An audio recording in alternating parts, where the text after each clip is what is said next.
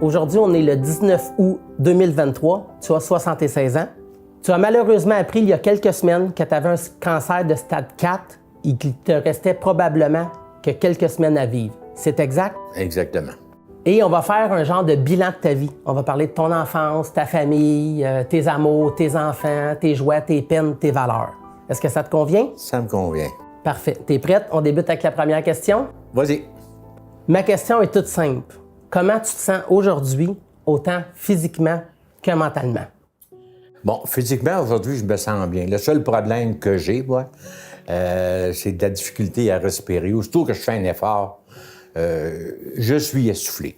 Aussitôt que je prends quelque chose de pesant, que je marche avec, pesant, ça peut être 10 livres, là, OK? Je deviens essoufflé. Mentalement, ça va très, très bien. J'ai traversé une période un peu plus difficile, même si je disais aux autres que ça allait bien. Je trouvais ça un peu difficile. Ça m'empêchait de dormir. OK? Parce qu'à un moment donné, je tournais. Et puis, tous les souvenirs te viennent dans la tête. Tu sais, puis là, tu penses que c'est ce qui va arriver. Tu penses à un, tu penses à l'autre. Ça fait que c'est ça. Mais après ça m'a pris peut-être 3 semaines à retomber sur mes pieds. C'est comme quand le pneumologue m'a annoncé Monsieur Martel, il n'y a plus rien à faire. Vous êtes à peu près comme ça. Vous êtes rendu au bout. Là, j'ai ravalé. OK? Puis je me rappelle, il y a une lampe qui m'a coulé. Ça a duré peut-être 30 secondes. Puis après ça, je me suis repris. Puis là, j'ai posé des questions. OK? J'en ai pour combien de temps? Qu'est-ce qui va arriver? C'est quoi les problèmes que j'ai? Fait qu'elle m'a tout expliqué. Et puis là, je me suis dit, après ça, en sortant de là, je me suis dit, là, le calendrier, c'est la dernière page. Parce que depuis 6 ans, je passais un scan en premier ou 3 mois. Le scan était bon, je me dis, oups, j'ai encore un autre 3 mois. Après ça a été aux 6 mois. Je me dis, oups, j'ai encore un autre 6 mois. Donc, j'ai encore une page de calendrier. Puis, il va peut-être en avoir une autre page de calendrier. Là, je suis rendu à la dernière page du calendrier. Il s'agit de faire un rond dans une date. Mais ça, je ne le sais pas. J'espère que ça va être le plus loin possible. Parce que je me sens bien encore. On dirait que je suis en attente que ça décolle. Je comprends. Mais j'ai pas hâte que ça décolle. Je comprends.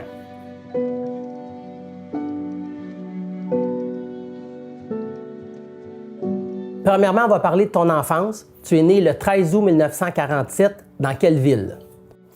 Je suis né à l'Épiphanie. Parfait. Parle-moi de tes frères et sœurs. Tu en avais combien et tu étais le combienième enfant de ta famille? Bien, chez nous, on était 9 enfants, OK? Il en reste 8.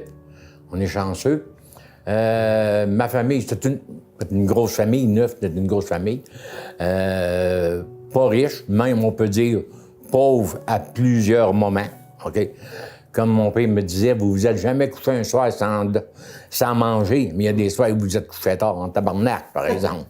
Ça, c'est mon père qui disait ça. Mais il y a eu beaucoup, beaucoup d'amour dans la famille.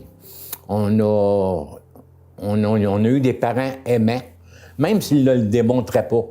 OK? Bien, c'était peut-être les parents dans le temps, on parle des années 50, 60, là, OK? C'était ces parents-là, même s'ils nous aimaient, ils ne le démontraient pas.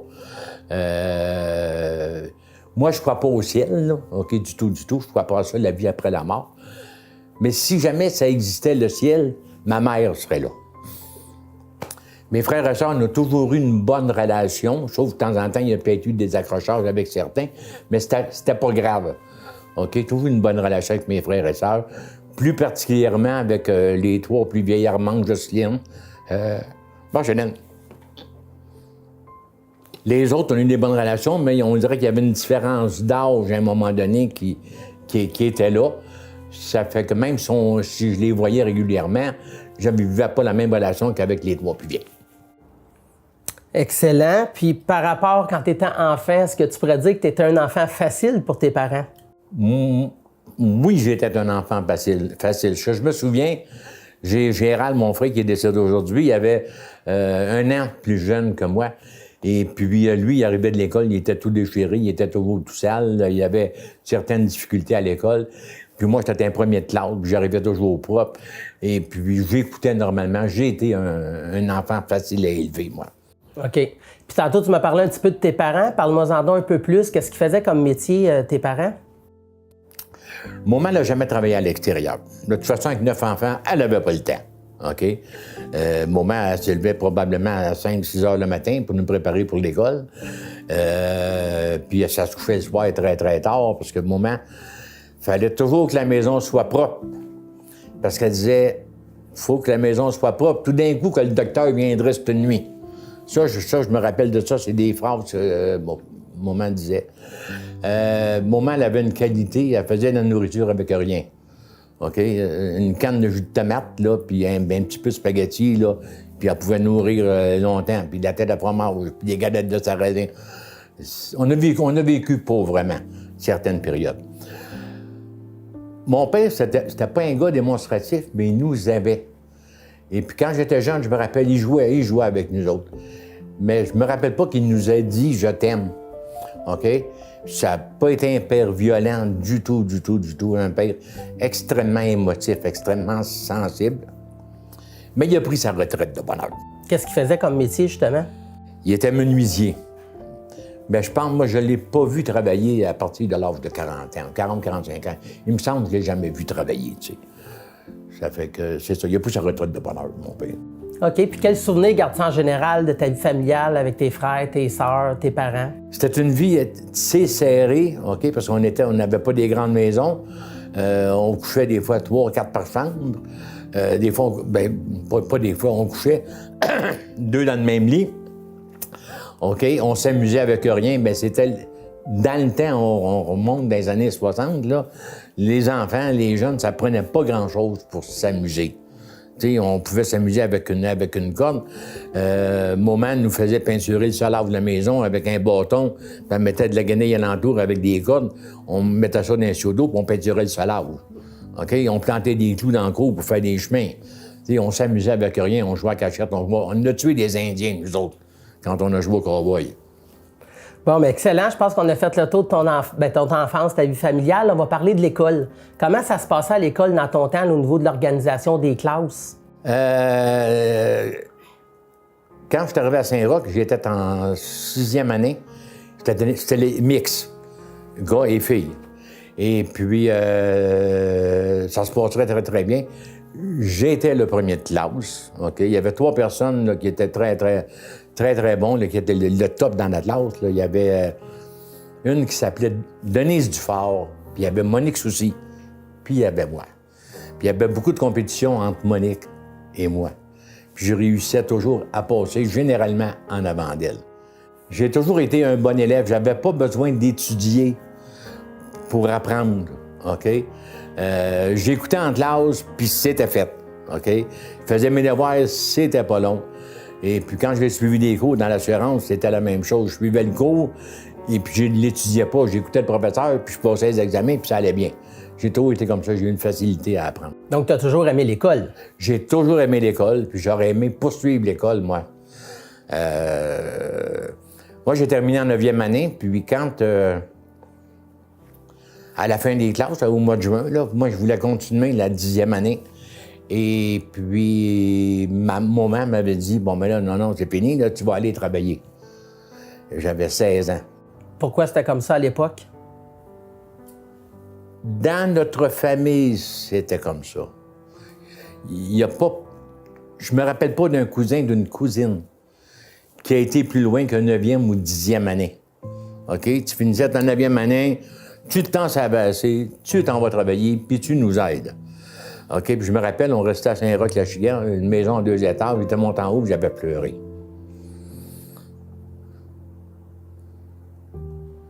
J'en parle, puis j'en ai encore des impressions de ça. Pourquoi? Parce que moi, dans ce temps-là, je voulais devenir professeur. Il y avait quelqu'un qui m'impressionnait. Il s'appelait le professeur Jean-Marie Roy. C'était un grand bonhomme, peut-être 5 pieds 10, toujours bien habillé. OK, cravate, veston, toujours bien habillé. Et puis lui, il enseignait le français et la géographie. Puis ça, j'aurais aimé ça être comme lui. Fait que c'est pour ça que je voulais continuer à aller à l'école. C'était quoi ta matière favorite? J'étais bon dans toutes les matières. Pas pour me vanter, j'étais bon dans toutes les matières. J'appréciais beaucoup la géographie. J'appréciais l'algèbre aussi, même si c'était difficile à comprendre. J'appréciais l'algèbre, décortiquer tout ça. La géographie. J'étais bon dans toutes les matières. J'avais pas de problème nulle part. Là, on a parlé de ton enfance, on va être rendu à l'adolescence. Ça ressemblait à quoi ton adolescence? Qu'est-ce que tu faisais de tes temps libres? Sortais-tu? Avais-tu beaucoup d'amis? Oui, j'avais beaucoup d'amis. L'adolescence, je compare ça peut-être à partir de l'âge de 12 ans. On restait à Saint-Roch-la-Chigan, dans l'Ancien-Régis. Et puis, il y avait des grosses familles. On était peut-être 5-6 gars, 4-5 filles, OK? On faisait du bicycle, puis on se tenait ensemble, OK?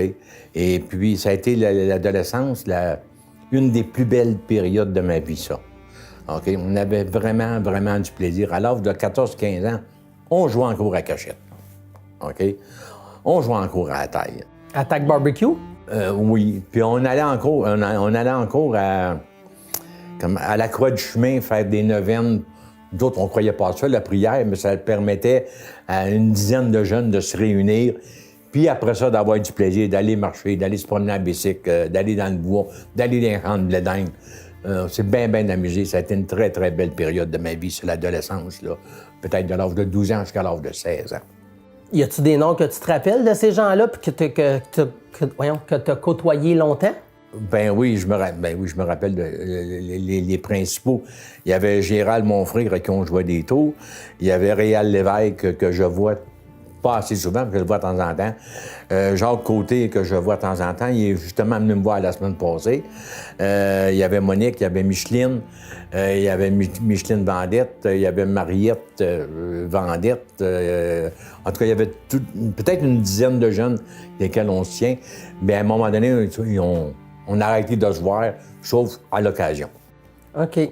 Bon, bien, c'est vraiment intéressant, vraiment intéressant de la vie de l'adolescence comparé à aujourd'hui à nos jeunes, là. C'était vraiment dehors, vous amusiez avec pratiquement rien, finalement, c'est ça? Ah, ben c'est ça. Ça nous prenait pas grand-chose. Ça nous prenait un bicycle, puis si on n'avait pas de bicycle, ça nous prenait une paille de renilles, puis on les changeait pas toutes les semaines, les renilles, là. On les usait à la corde, là. Mais on s'amusait. On avait du plaisir à l'adolescence, sans fumer, sans boire. On buvait pas. On connaissait pas ça. On connaissait pas grand-chose. Parfait. Là, on va parler d'une partie importante dans ta vie, dans la vie de tout le monde, tes amours. Donc, j'aimerais que tu me parles des femmes qui ont été importantes dans ta vie, que tu voudrais me parler. On commencerait par qui? Bon, on va commencer par Monique, en premier, ta mère. Mm-hmm. OK.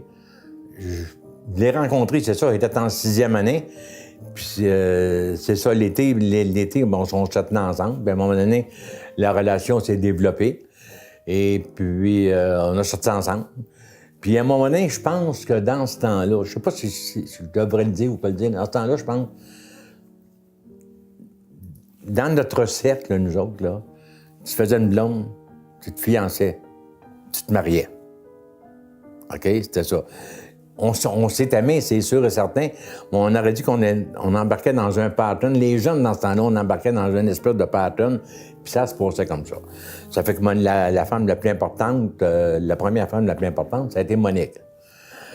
Après ça, il y en a eu d'autres. Après ça, la deuxième plus importante, ça a été Lucille. Lucille, j'ai été presque 14 ans avec. Après ça, il y en a eu d'autres. Après ça, il y a eu Monique Forêt un petit bout de temps. Puis après ça, il n'y en a pas eu d'autres femmes importantes dans ma vie. OK. Puis qu'est-ce que tu retiens des 3 femmes que tu as mentionnées, là, de leur passage dans ta vie, si tu commences par Monique Soucy? Bien, Monique Soucy, Monique, c'est sûr, c'est la mère de mes gars. C'est la femme actuellement de qui je suis le plus près. On se parle assez régulièrement, sauf les périodes où elle était en couple, où j'étais en couple, on se distançait, puis c'était tout à fait normal. Après ça, quand on revenait seul, on reprenait les contacts téléphoniques. On s'est vus très souvent parce que vous autres, vous étiez, toi, Benoît, Puis Alexandre, des gars de party. Ça fait qu'on... À chaque fois qu'il y avait un party, vous nous invitiez tous les deux, puis on y a toujours été. OK? La séparation avec Monique, ça a été extrêmement difficile. Pour moi, ça a été extrêmement difficile. Sûrement pour Monique. OK? Et puis, un coup traversé la première année, la relation, elle a changé complètement. C'est devenu une relation, je ne voudrais pas dire de grande amitié, mais une relation de respect. Et puis, on a toujours été en relation. Le plus important, c'était les 3 gars. Bien, je me rappelle que tu as toujours dit une phrase. J'ai pas réussi mon mariage, mais j'ai réussi ma séparation. C'est un peu ça que tu voulais dire? Je pense que oui, c'est ça. Je sais que avec Monique, on s'est attaché à un moment donné, puis on l'avait dit, le plus important dans tout ça, c'est les gars. Puis je me rappelle d'avoir dit à mes 3 gars, quand ils se sont séparés, le plus important, à peu près comme ça, c'est les enfants. Puis mes 3 gars, dans ça, ont réussi à 100%. Puis là, dans le fond, ce que tu es en train de me dire, après 60 ans, même si ça fait des années que tu es séparé de Monique, tu es encore en relation avec elle. Même Oui. en relation d'amitié, même après 60 ans. En relation d'amitié, puis en relation de... Monique, il y a des bouts, elle m'a supporté, elle m'a aidé, puis il y a des bouts, c'est moi qui l'ai aidé. Monique a des bouts à traverser des périodes difficiles, et puis j'étais là. Et puis je me rappelle des cas particuliers, genre, je les nommerai pas, là. Puis elle aussi. Tu sais, je pense que c'est une question d'aide qu'on s'est apporté depuis 60 ans. Sauf une période d'1 an où ça a été plus difficile. Bien, c'est un peu le but de cette entrevue-là, sérieusement, tu sais, que tu fasses un leg aux personnes. Puis ça, je trouve que c'est tellement important ce que tu dis, là, justement, de bien réussir sa séparation, d'être là un pour l'autre pour les enfants. Là. Fait que merci. Maintenant, tu m'as parlé de Lucille. Qu'est-ce qu'elle représentait, Lucille, pour toi? Qu'est-ce que tu aurais à me dire par rapport à ta relation avec Lucille? Lucille, ça a été une femme très importante dans ma vie. Je l'ai vue hier. J'ai été invité à souper chez ma fille, parce que, mais tu sais, 3 gars puis une fille. Puis hier, on se remémorait des souvenirs. Et puis, j'ai senti encore de l'affection que Lucille a pour moi, comme moi, j'ai encore une certaine forme d'affection pour elle. Avec Lucille, c'était une personne qui était très recevante, puis elle a accepté mes 3 gars comme si c'était les siens. C'était une femme généreuse.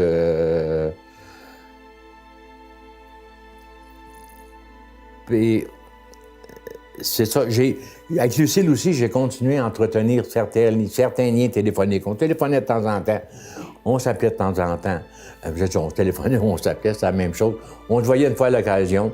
OK? Puis j'ai toujours entretenu des très, très bons liens. Puis je m'en suis rendu compte encore hier au soir qu'il y a une certaine forme d'affection entre nous deux.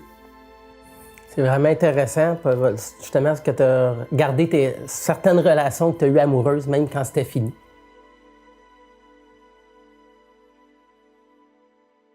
Donc là, tu m'as parlé de Monique Soucy, la mère de tes 3 fils. Tu m'as parlé de Lucille, la mère de Annie. Est-ce qu'il y a une autre femme, une de tes amoureuses, que tu voudrais me parler?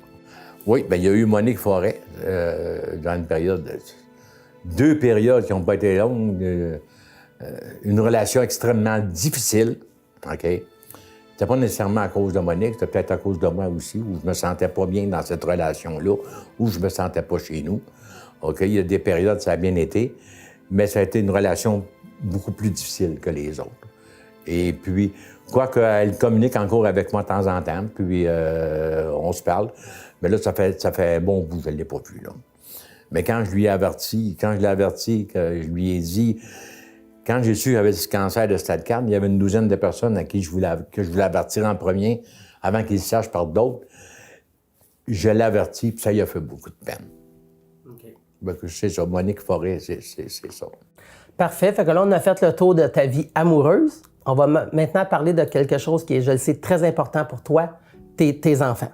On va commencer par le plus vieux, Benoît, né le 19 mars 1972, maintenant âgé de 51 ans.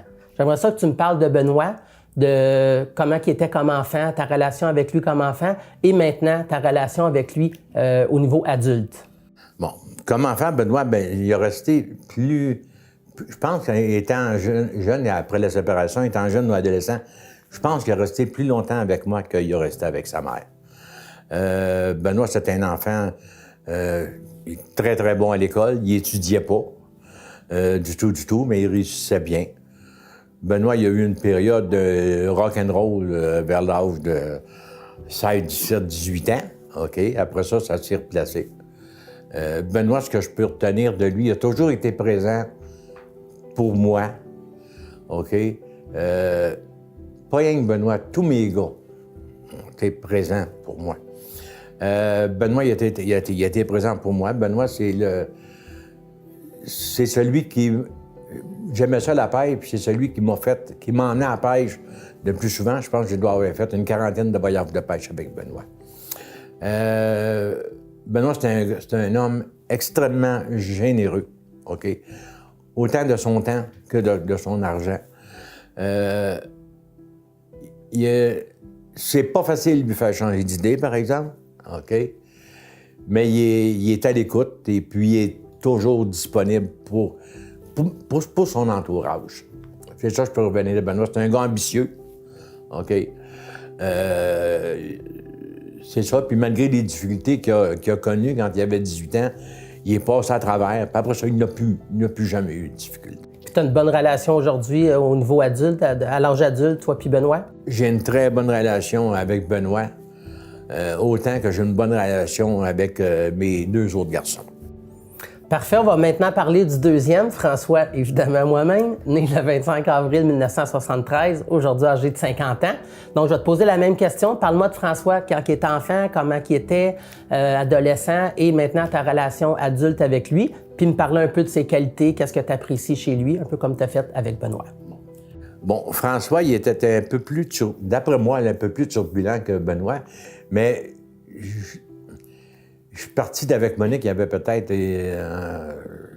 9 ans, 10 ans. Donc, la grosse partie de sa vie, de son enfance, il l'a passé avec Monique, sauf une fin de semaine sur 2 ou des vacances avec moi.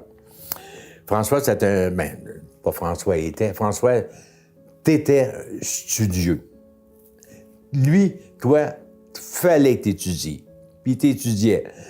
Puis je me rappelle, j'allais te voir à l'université, où tu demeurais à l'université, dans ton petit logement. Là. J'allais te porter des photocopies, des affaires comme ça, je te faisais faire. Puis tu étais toujours aux études. Et puis, ton adolescence, je ne l'ai pas vu beaucoup. J'en ai appris plus de ton adolescence, de tes années d'université. Quand tu avais fait un party chez vous, puis tu avais 2 de tes amis, puis qui me contaient les affaires de party, puis tout ce que tu avais fait, puis moi, je me disais, ben non, c'est pas François, ça là. François, il était sérieux, il a pas fait de mauvais... Pas que tu faisais pas de mauvais coups, mais les parties, il faisait rien qu'étudier. Ben François, non, c'est ça. T'es un être, toi aussi, extrêmement généreux. Je me rappelle dans une période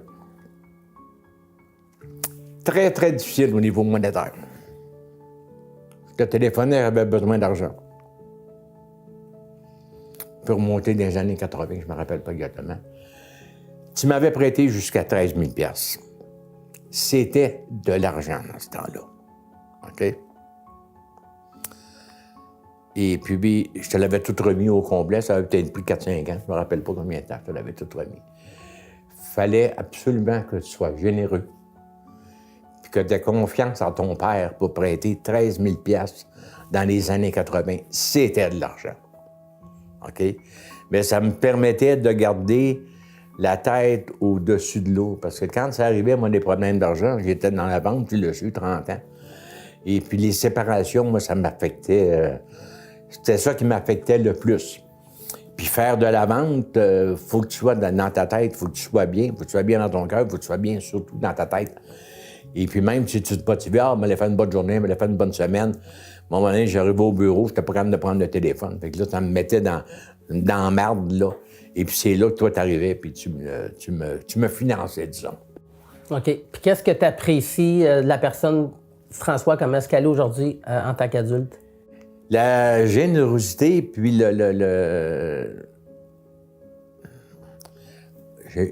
j'ai pas le terme, là. Tu veux t'occuper de moi, OK? Tu es en avant de moi, tu me téléphones souvent, tu m'offres ton aide, OK? Les invitations chez vous, c'est toujours ouvert, OK? Puis ta générosité. Puis ce que j'apprécie de toi, c'est aussi, c'est pas par rapport à moi, c'est par rapport à tes enfants. Ça que j'ai dit 2-3 fois à tes enfants quand on jouait, là, vous avez été chanceux d'avoir un père comme François.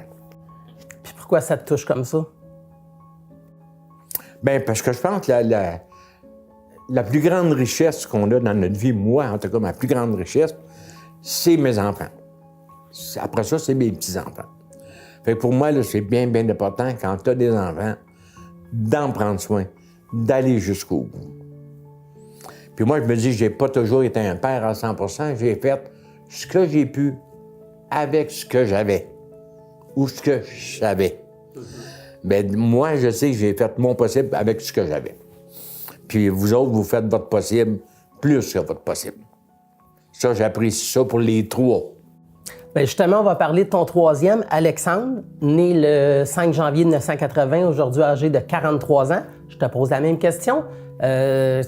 Comment était-il comme enfant? C'était quoi ta relation avec lui? Puis maintenant, au niveau adulte, c'est quoi ta relation avec Alexandre? Puis que tu me parles de ses qualités, puis qu'est-ce que tu apprécies chez Alexandre aujourd'hui? Bon, Alexandre, là, c'est ça, il y avait 2-3 ans quand je suis parti. Ça fait que il est resté avec moi peut-être 1 an ou 2 complets, là. Il faut monter loin, là.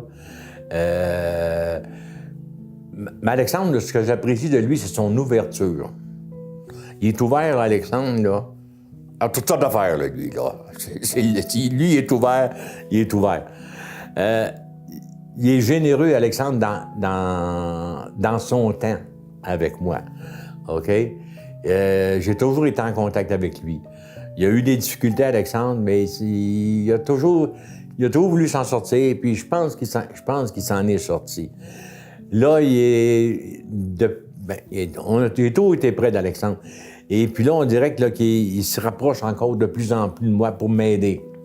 OK? Il m'a même offert d'arrêter de travailler pour prendre soin de moi. Il n'a pas voulu, là, OK, continuer à travailler, là. La journée, je suis plus capable de prendre soin de moi. Il va y en avoir d'autres qui vont prendre soin de moi, à part que mes enfants. Parfait. Puis qu'est-ce que tu apprécies de lui aujourd'hui? Ben, tu l'as peut-être un peu dit, là, mais dans ses qualités, là, ou ta relation avec lui, là. Ma relation avec lui, sa disponibilité, puis la franchise qu'on a l'un envers l'autre, mais pas Alexandre. OK? Alexandre, je peux dire n'importe quoi, je peux dire ce que je pense. OK? Et puis, il l'accepte. Puis ça n'a pas toujours été des choses positives que j'ai dit à Alexandre, mais il a toujours accepté. OK. Maintenant, parle-moi d'Annie. T'en as effleuré un petit peu tantôt. Parle-moi d'Annie. Pour mettre en contexte les gens, c'est qui Annie? C'est quoi ta relation avec elle aujourd'hui? Puis qu'est-ce qu'elle représente pour toi, Annie? Bon. Annie, c'est la fille de Lucille, la fille biologique de Lucille, si on peut dire ça. Quand j'ai commencé à sortir avec Lucille, Annie, elle avait peut-être 8-9 mois, 10 mois, aux environs de ça. Puis je l'ai toujours considérée comme ma fille. Tout le temps. Quand elle va mourir et elle va, le peu de bien que j'ai, elle va en avoir la même partie que vous autres. Quand je suis pareil avec Lucille, j'ai continué à en prendre soin, à m'en occuper. Je me rappelle quand Lucille avait eu un problème avec elle parce que Annie voulait lâcher l'école. Ça fait longtemps de ça, elle était en secondaire 3 peut-être. Elle voulait lâcher l'école. Lucille m'avait téléphoné pour savoir quoi faire. Puis j'avais joué avec Annie. J'avais même été comme commission scolaire à Saint-Félix-de-Valois pour la faire admettre dans une école spéciale. Mais là, elle avait 13 ans, 14 ans. Elle ne voulait pas quitter ses amis, tout c'est ça. Mais on a toujours été en contact, moi et Annie. Parce que tu es arrivé jeune dans sa vie. Elle avait quel âge quand Elle avait 8-9 mois. 8-9 mois. C'est Puis, ça. Tu la considères comme ta fille, mais elle te considère comme son père aussi. Elle me considère comme son père. Elle, au village à la Belleterie, je suis son père. OK? Il y en a même qui disent « Ah, tu ressembles à ton père, elle laisse marrer, là, tu sais, parce qu'elle ne me ressemble pas du tout, là. » Mais tout le monde, tous ceux qui nous connaissent dans la Belleterie, ils considèrent que je suis son père, Annie.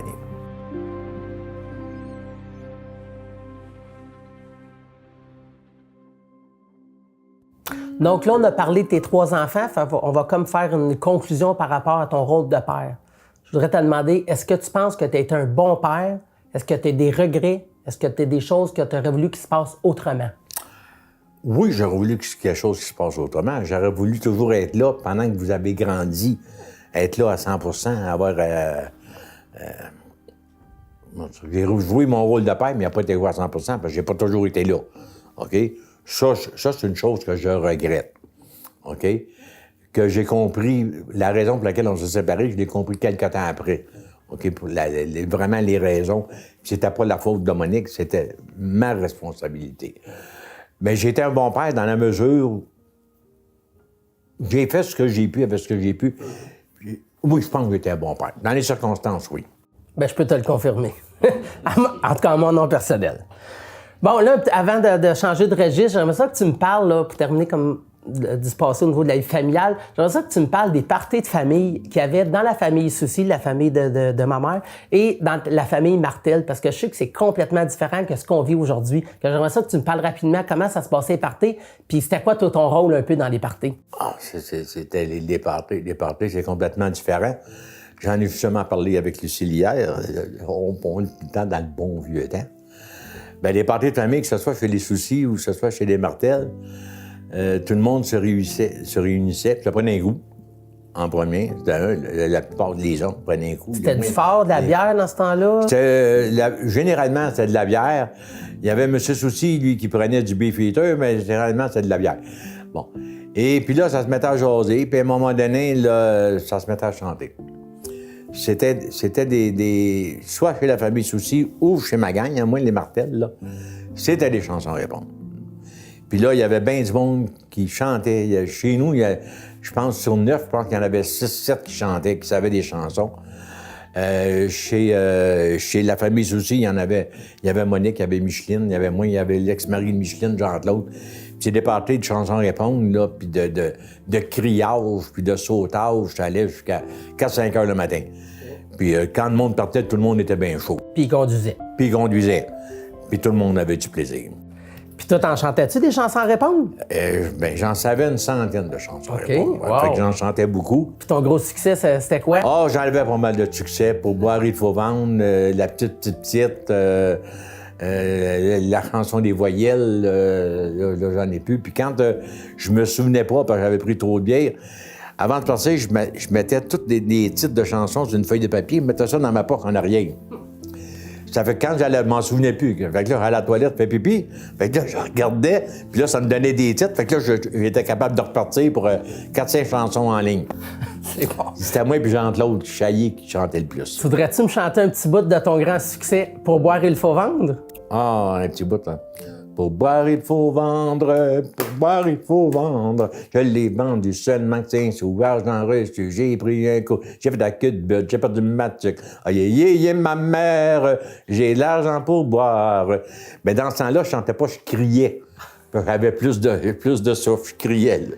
Hey, merci, super, ça me rappelle vraiment des bons souvenirs parce que je t'ai entendu souvent la chanter, cette chanson-là. Merci. Là, on va changer complètement de registre, on va parler de ta vie professionnelle. Première question, est-ce que tu trouves que tu t'es accompli au travail? Pas 100 OK, parce que j'ai changé j'ai été dans les services financiers à l'assurance pendant 30 ans. J'ai changé d'endroit, je pense, 3 fois. Puis j'ai toujours regretté d'avoir quitté la première place, OK? Parce que je suis jamais redevenu le vendeur que j'étais à la métropolitaine, OK? Mais les autres emplois que j'ai eu dans d'autres compagnies, j'ai aimé ça quand même parce que j'ai fait de la direction. Ce que j'aimais le plus, c'était de faire de la direction, c'était de faire de la formation puis de l'entraînement de jeunes représentants. Ça, je savais que j'étais bon dans ça, la formation et l'entraînement. Bien, ça revient un peu à ce que tu voulais faire comme métier. Tu voulais être enseignant tantôt. Exactement. OK. Fait que tu as quand même aimé dans quoi tu travaillais dans les services financiers, ça, tu as aimé ça? J'ai aimé ça, sauf les 2-3 dernières années là, où je me sentais plus bien dans ça du tout. OK. C'est là que j'ai arrêté. Tantôt, tu m'as dit que tu voulais devenir enseignant. On vient d'en parler. Ça, c'est quand tu étais enfant, mais quand tu étais adulte, un coup que tu travaillais, tu t'es dit à un moment donné, moi, je lâcherais ça, là, puis je ferais d'autres choses, un autre métier, mais t'as pas eu le goût, t'as pas eu la possibilité. Y a-tu d'autres choses que t'aurais aimé faire un coup que tu étais adulte comme métier? Oui, j'aurais aimé ça être ébéniste. Ah. OK? Ben, oui, pas surprenant. Pas surprenant, hein? Mais j'avais pas de cours de formation. Tout ce que j'ai appris, moi, dans l'ébénisterie ou dans la rénovation, je l'ai appris par moi-même avec des erreurs. OK? Mais j'aurais aimé ça, faire des meubles. Avoir une ébénisterie, mais pas une ébénisterie commerciale, là. Une petite ébénisterie, là. Puis, en même temps, une ébénisterie, élever des animaux, ça a été la vie idéale, ça, pour moi. Dans le fond, c'est toutes des choses que tu as faites dans tes passe-temps, mais que c'était pas pour vivre. OK. C'est ça. Toutes des choses que j'ai réussi à faire dans mes passe-temps. Ah, intéressant, intéressant. Donc là, on a fait le tour de ton passé. Là, on va parler de Denis Martel, l'homme. OK? Première question. Quelle est ta plus grande qualité, selon toi? Je pense que ma plus grande qualité, moi, je pense, c'est la tolérance. Je peux accepter beaucoup de choses. Je pense que je ne juge pas. OK? Je donne pas de directive. OK? Je pense que c'est ça. Je pense que c'est la tolérance. À un moment donné, j'avais beaucoup d'écoute. Là, je pense que j'en ai un petit peu moins parce que les gens, tu vieillis, les gens se confient moins. OK? À un moment donné, j'avais beaucoup d'écoute. Je pense que c'est la tolérance, ma plus grande qualité, moi. Oui, tout à fait. Puis tu es quelqu'un de facile, hein? De facile à vivre. Hein? Je suis facile à vivre, oui, ça je le sais. Peut-être trop facile à vivre. Dans certaines relations, ça m'a amené à avoir des relations qui ont duré trop longtemps. OK. Et là, on va faire comme une vraie entrevue de travail. Hein? Je te demande ta qualité, donc ça vient aussi avec c'est quoi ton défaut? As-tu un défaut que tu dis ça, j'aurais aimé ça être autrement là-dessus? Je veux pas être vaniteux.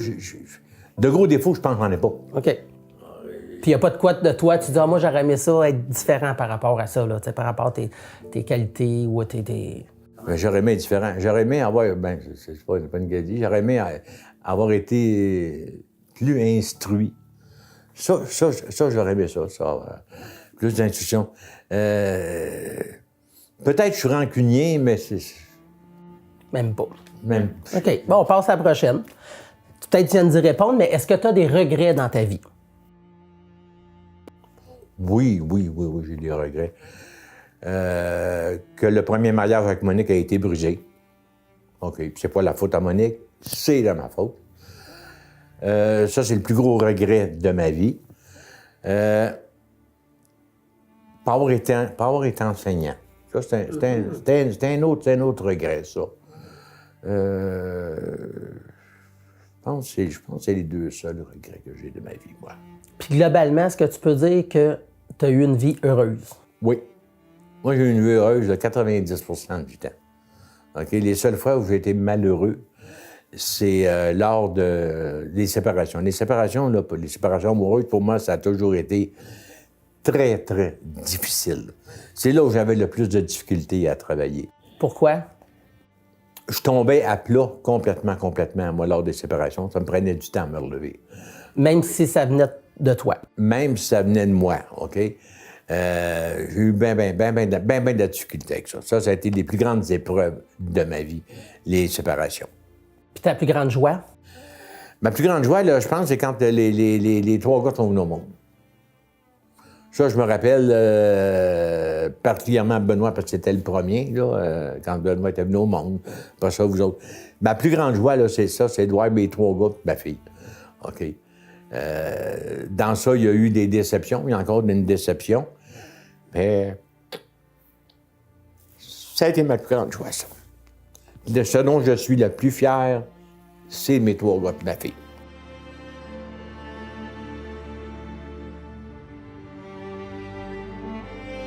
OK, là, on va parler de la pêche. Hein? Ça a été important pour toi dans ta vie. D'ailleurs, malgré ton diagnostic, tu m'as annoncé que tu repartais à la pêche dans quelques jours.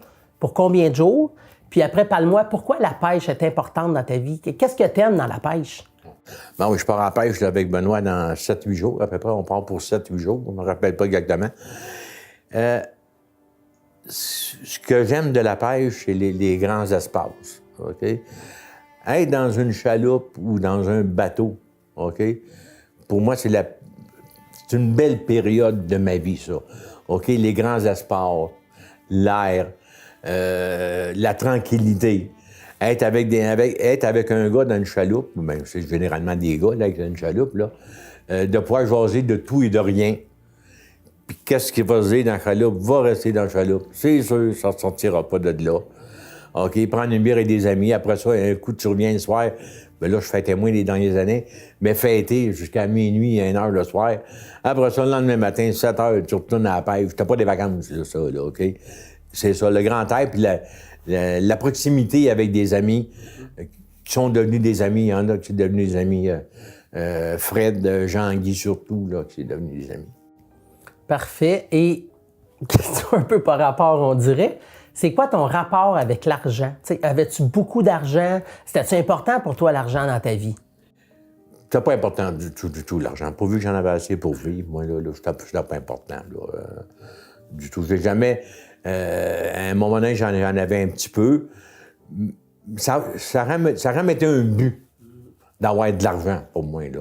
Pourvu, moi, que je payais mes affaires, et puis les périodes où j'ai eu de la difficulté, je l'ai dit tantôt, tu m'as donné un gros coup de main, et puis pourvu que je payais mes affaires, moi, puis j'en avais un petit peu en avant de moi, ça remettait important pour moi, l'argent. OK. En quoi es-tu reconnaissant envers la vie? La vie a été généreuse pour moi. Qu'est-ce que tu veux dire? Bien, j'ai fait une belle vie, OK? Jusqu'à l'âge de tomber... Moi, j'ai tombé malade vers l'âge de 70 ans, à peu près, OK? Et puis, la maladie, les 4 opérations, ça m'a donné 6 ans, OK? Ça, la vie était généreuse pour moi. Ça m'a donné 6 ans supplémentaires. Comme j'expliquais, j'avais un calendrier de 6 mois, 3 mois. Mais j'ai passé quand même 6 belles années, OK? Là, je ne sais pas quand est-ce que ça va se terminer. Ça peut être dans 2 mois, dans 3 mois, dans 6 mois, j'espère le plus loin possible. Mais la vie a été généreuse avec moi.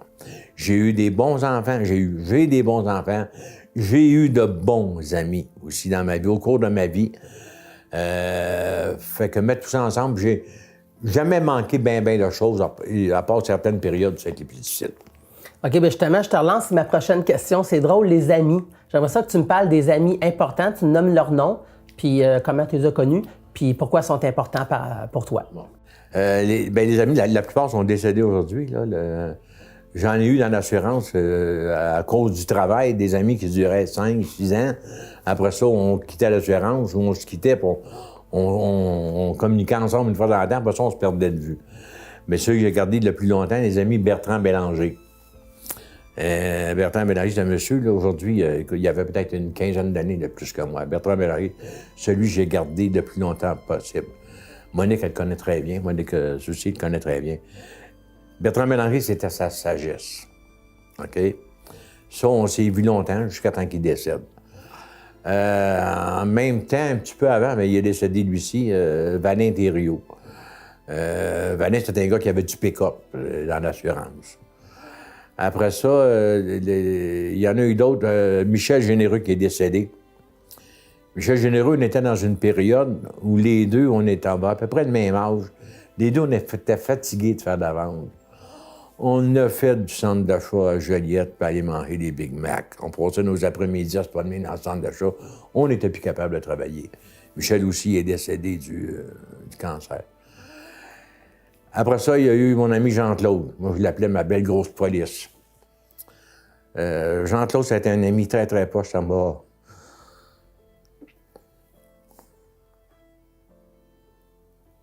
Quand il est mort, ça m'a beaucoup affecté. Jean-Claude, c'était un gars qui mesurait à peu près 6 pieds. Dans ses bonnes années, il pesait 325 livres. Puis Jean-Claude, il faisait si près pour m'ostiner. Puis moi, quand c'est pas lui, c'est moi qui l'ostinais, puis on était comme ça. Puis t'aimais ça? Il aimait ça, puis j'aimais ça, puis on s'ostinait. Et puis, quand tu partais de chez eux, parce que j'allais plus souvent chez eux qu'ils de chez nous, parce qu'il y avait des problèmes de respiration, il fallait qu'il y ait d'oxygène tout le temps. Puis quand il manquait d'oxygène, entre l'autre, il venait chez nous, là, puis un moment donné, il cherchait ses mots, je disais, entre l'autre, va-t'en chez vous, là, tu cherches tes mots, là. Puis après ça, quand on arrêtait de s'ostiner, on se prenait dans nos bras, on s'embrassait, puis ça, on était bon pour une semaine, puis c'était correct. Ça m'a beaucoup affecté la mort de Jean-Claude. Après ça, un autre bon ami que j'ai eu, là, il n'est pas décédé, Gilles. Ça, c'était mon voisin dans le rang Saint-Jean, il restait juste à côté. Gilles, j'ai eu des bonnes années. Mettons, le lundi, je traversais avec 2 bières, j'allais chez Gilles. Il prenait une bière, il la mettait dans le frigidaire, puis là, il s'en sortait une parce qu'on ne buvait pas la même sorte. Un coup, les 2 bières que j'avais fini, là, il en sortait d'autres, puis on prenait de la bière. Ça, on faisait ça le lundi. Mettons, le mercredi, c'est lui qui traversait, puis on faisait ça comme ça. Et puis, à un moment donné, à cause d'une situation financière, Gilles est obligé de déménager au Lac-Saint-Jean. J'ai été le voir une fois, lui est revenu me voir une fois. Là, on se téléphone aux 2-3 mois. Mais ça a été le dernier ami. Là, moi, aujourd'hui, je peux dire qu'il me reste un ami, un vrai, Jean-Guy Soucy. C'est à peu près le seul qui me reste, là, Jean-Guy. OK, c'est quoi les valeurs qui ont guidé ta vie, tu dirais, les valeurs importantes dans ta vie là, qui t'ont guidé? Je pense que c'est l'honnêteté. Être honnête avec les autres, je parle pas de voler de l'argent, là, pas ça, mais être honnête avec les autres, je pense que c'est ça. Être honnête, puis être vrai. Es-tu fier de l'homme que tu as été? Puis de quoi es-tu le plus fier? Oui, je suis rendu aujourd'hui à 76 ans. Je suis fier de ce que j'ai fait avec les capacités que j'avais. J'aurais voulu en faire plus au niveau de l'instruction, au niveau des apprentissages. J'aurais voulu en faire plus. Mais j'ai fait ce que j'ai pu. J'ai pas de regrets. Non, je l'ai dit tantôt, j'ai 2 regrets. Mais dans l'ensemble, j'ai pas de regrets. J'ai pas de regrets de ma vie, moi. OK. Puis, qu'est-ce que tu veux que les gens se souviennent de Denis Martel? Comme personne, là.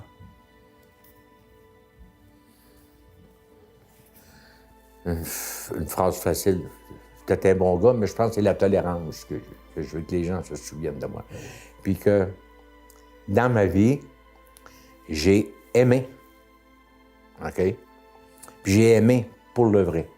Sans nécessairement toujours le dire je t'aime, j'ai aimé du monde. Les conjointes que j'ai eues, je les ai aimées. J'aime mes enfants, j'aime mes petits-enfants. OK? Je pense que c'est ça. Je pense que j'ai aimé dans ma vie, moi. Et puis c'est peut-être ça qui m'a empêché de faire des excès de colère, des colères à tout côté. Je connais pas bien ça. J'en ai fait, là, mais je connais pas bien ça. Je pense que c'est ça parce que j'aimais les gens, j'aimais le monde.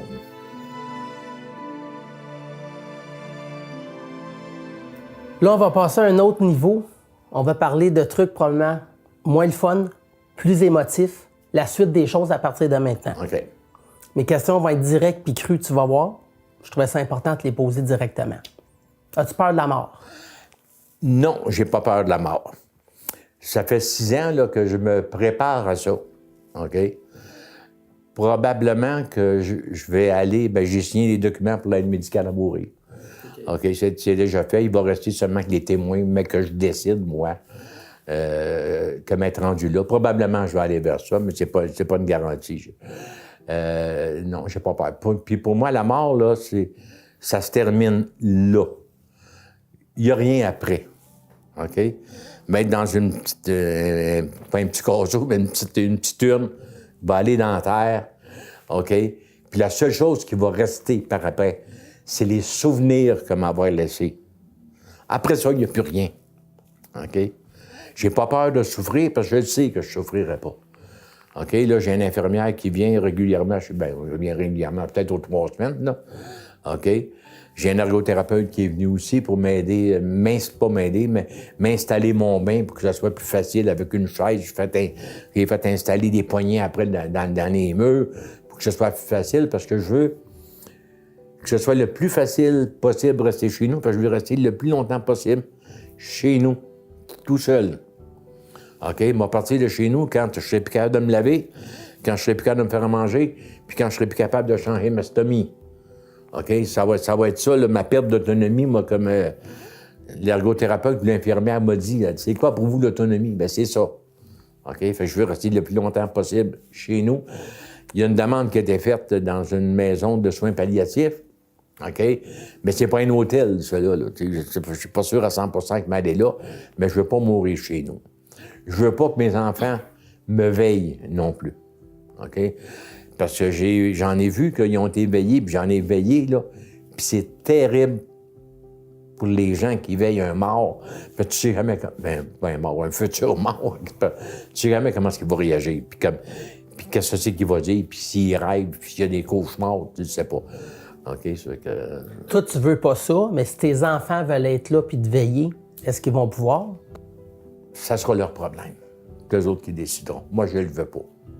Mais là, à ce moment-là, je ne pourrais plus rien décider, là, moi, là, OK? Là? Et puis la journée où je vais me sentir vraiment, vraiment aller, normalement, je vais demander l'aide médicale à mourir. Ça peut prendre 2 jours, 3 jours, avant que tout se règle, là, OK? Mais les documents sont déjà signés. Mais pourquoi tantôt tu disais que tu n'es pas sûr que tu vas la demander ou que tu vas aller vers ça? Pourquoi? Parce que rendu là, je ne sais pas. Je ne sais pas rendu là, mais aujourd'hui, oui, mais quand je commence à dépérir, aujourd'hui, je demanderai l'aide médicale à mourir. Mais que je sois rendu là, est-ce qu'ils vont penser la même chose? Je ne sais pas, je n'ai jamais passé par là. Tout à fait, ça c'est sûr, ça c'est sûr. Tu ne peux pas dire avec certitude, oui, c'est ça qu'on va faire, oui, c'est ça qu'on va faire, je ne sais pas. Comment tu te sens aujourd'hui, sachant que tu vas probablement mourir dans les prochains mois? Je me sens bien avec ça. C'est sûr, quand il y a parfois, quand j'en parle à des gens, c'est comme hier, j'ai parlé un petit peu ici, on était tout seul au feu, il n'y a pas longtemps. Quand j'en parle la première fois, des fois, je deviens émotif. Des fois, tout dépend des sujets à qui j'en parle. J'ai des fois les émotions en fleur de peau. OK? Mais dans tout ça, moi, je me sens bien. Je me vois déjà, moi. OK. Pourquoi, à un moment donné, j'ai passé à travers toutes les opérations que j'ai eues. L'astomie, j'ai un sac, mais tu sais, j'ai un sac. À l'hôpital, ils m'avaient donné un sac, puis je me promenais dans la maison, je me rappelle, dans ce temps-là, je restais seul. Je me promenais dans la maison, puis je mettais mon sac ici. Puis je le tenais. Ça, j'ai fait ça pendant une semaine. Fait que je pense que ça m'a permis d'accepter la situation. J'ai jamais eu de problème avec ça, là, OK? Non, j'ai eu des problèmes d'accident, mais à part de ça, à accepter ça, j'ai jamais eu de problème. Là, aujourd'hui, moi, je me vois, OK? Je suis à Demordion, dans un lit, blanc, OK? Des couvertures jusqu'ici, les mains là, OK? Puis là, je suis prêt à partir. Puis j'ai 2 grosses lames qui me coulent. Je me vois comme ça. Ça fait que sûrement, mais que ça arrive, ça va m'aider à accepter ça.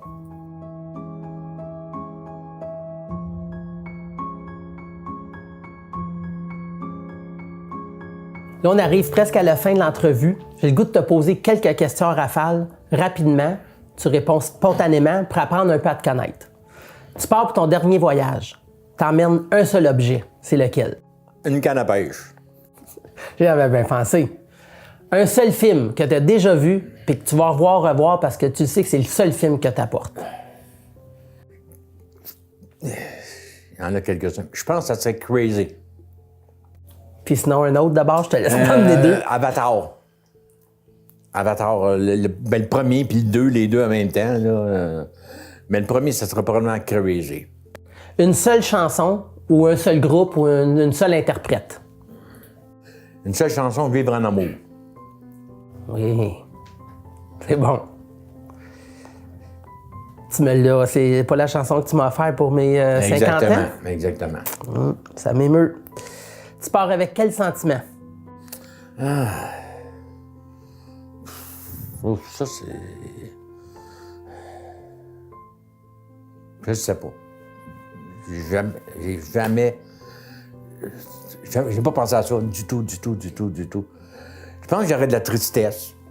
Oui, j'aurais de la tristesse de laisser... C'est ça, j'y ai pensé. La tristesse de laisser ce que j'aime, OK? Des personnes importantes dans ma vie. Ça, j'aurais de la tristesse. Ça m'envoie de la tristesse de vous laisser. Mais tu partirais serein, je pense. Je partirais serein, oui. Tu pars avec quel beau souvenir? T'apportes ton plus beau souvenir avec toi. C'est lequel? Oh.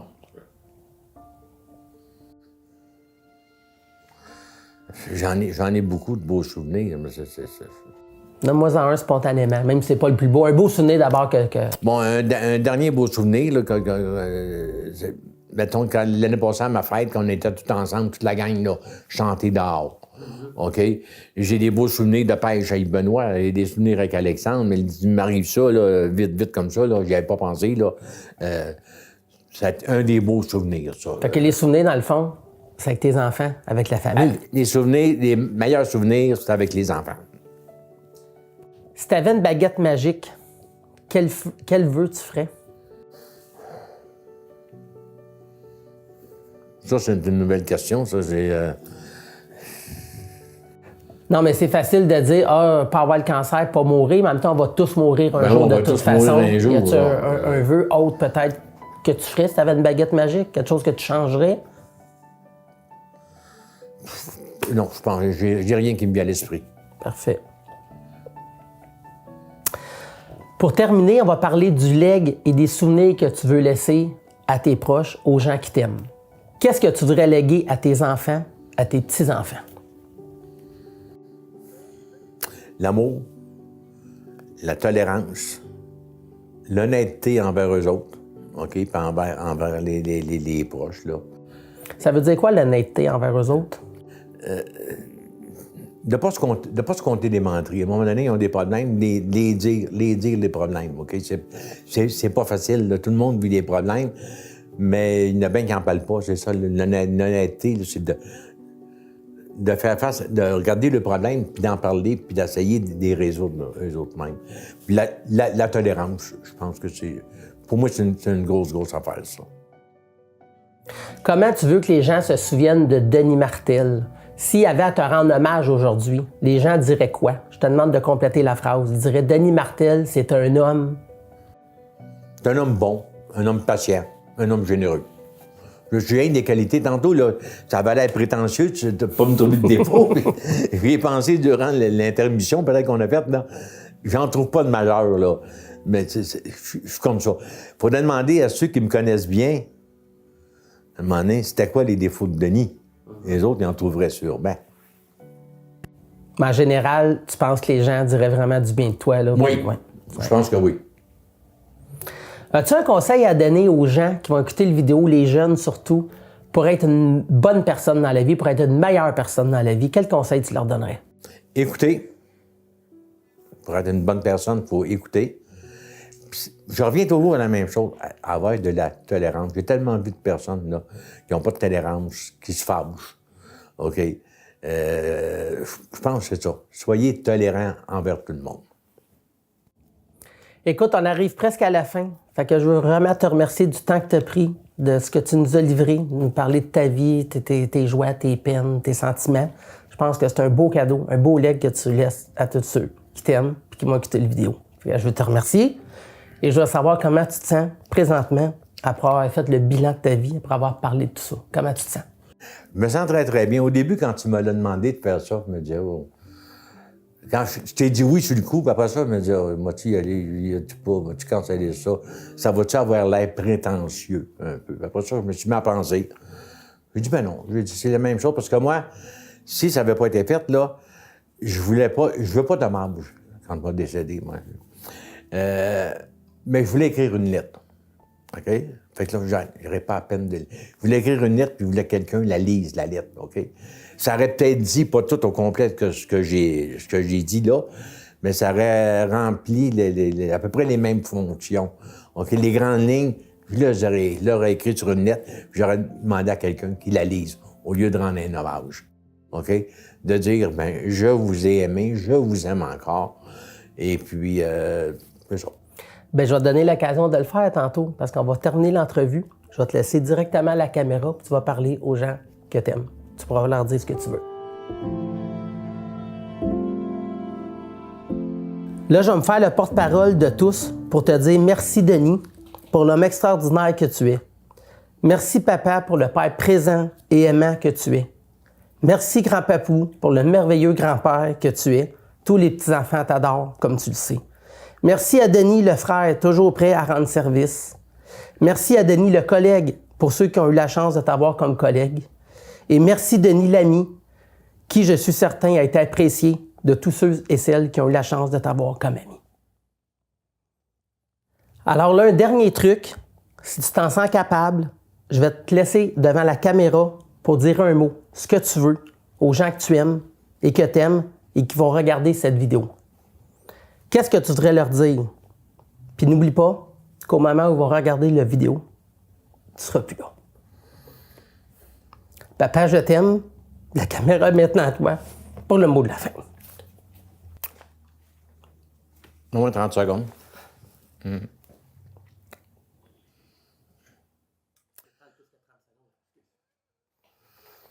Bon, au moment où vous allez regarder ça, là, je vais être parti. OK. Je ne serai pas nulle part. Moi, seulement dans vos souvenirs. Puis j'espère que tous ceux que j'ai connus, tous ceux qui ont été sur mon chemin dans ma vie, tous ceux que je vois encore vont garder un excellent souvenir. Je pense que oui. Dites-vous bien que j'ai aimé bien du monde. Des fois, peut-être mal, mais j'ai aimé selon ce que j'étais capable d'aimer. Ma plus grande peine, c'est de laisser les 3 gars, puis Annie, puis mes petits-enfants. Mais c'est vrai, on ne peut pas être là tout le temps, hein? Je pense que tout le monde aujourd'hui là, est sur le... Ils ont toujours été pratiquement tout le temps sur le bon chemin, là. OK? Mais je pense qu'ils sont partis pour terminer une bonne vie, eux autres aussi. Ça fait que je souhaite à tout le monde le plus de bonheur possible. Puis faites attention à vous autres. Je vous ai aimé. Merci. Excellent. Bon. Merci.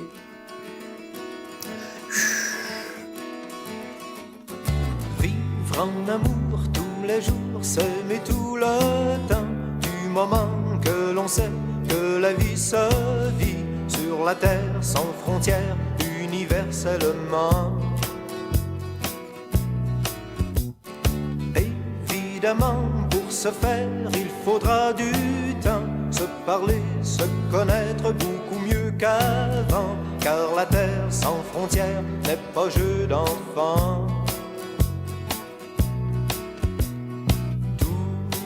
Serait facile si demain les grandes villes devenaient pour un instant un jardin de printemps.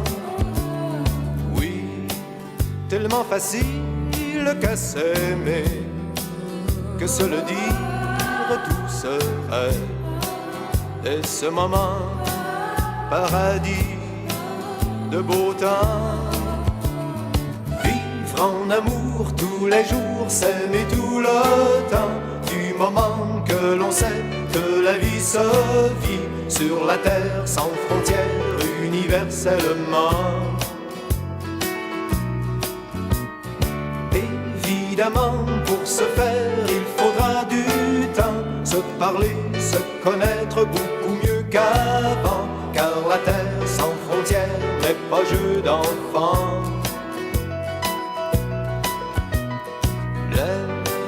Longue semaine deviendrait des jours de fête pour tous ceux qui ont 20 ans dans leur cœur, en dedans. Loin de nos contraintes, on pourrait vivre sans crainte dans l'amour qui est tout présent, tout en nous, simplement. En amour tous les jours, s'aimer tout le temps, du moment que l'on sait que la vie se vit sur la terre sans frontières, universellement. Évidemment, pour ce faire, il faudra du temps, se parler, se connaître beaucoup mieux qu'avant, car la terre sans frontières n'est pas jeu d'enfant.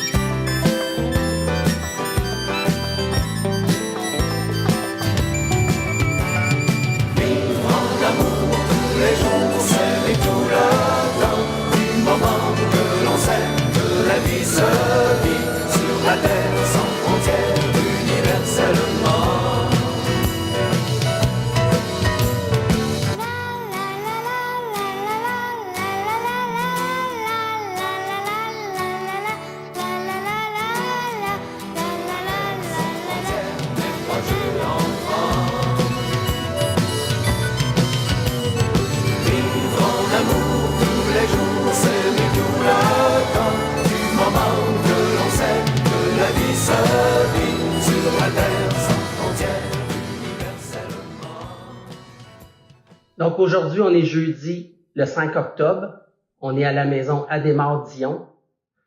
Tu as demandé l'aide médicale à mourir pour demain, d'environ 24 heures. Et on vient de regarder la vidéo qu'on a faite ensemble au mois d'août. J'ai une dernière question. Je voudrais savoir, ça fait une semaine que tu es ici. Je voudrais savoir comment tu as vécu ta dernière semaine à la maison Adhémar-Dion et comment tu te sens aujourd'hui à 24 heures de demander l'aide médicale à mourir. Bien, la dernière semaine, ça fait une semaine ce matin que je suis ici, là. Quand je suis arrivé ici, physiquement, j'avais beaucoup de difficultés. Je commençais à avoir le moral d'un talon. Quand je suis arrivé ici, ça m'a donné un boost d'énergie. Et puis, ils ont ajusté les médicaments. Fait que ça m'a donné un coup de main. J'ai vécu une belle semaine. Sauf, là, j'ai eu beaucoup de difficultés à dormir. Toutes les nuits.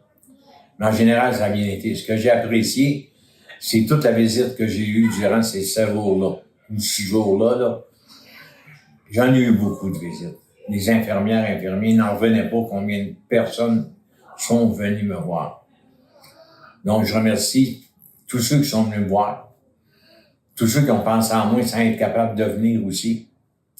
Et puis, je pars encore très, très serein, OK, avec ma décision.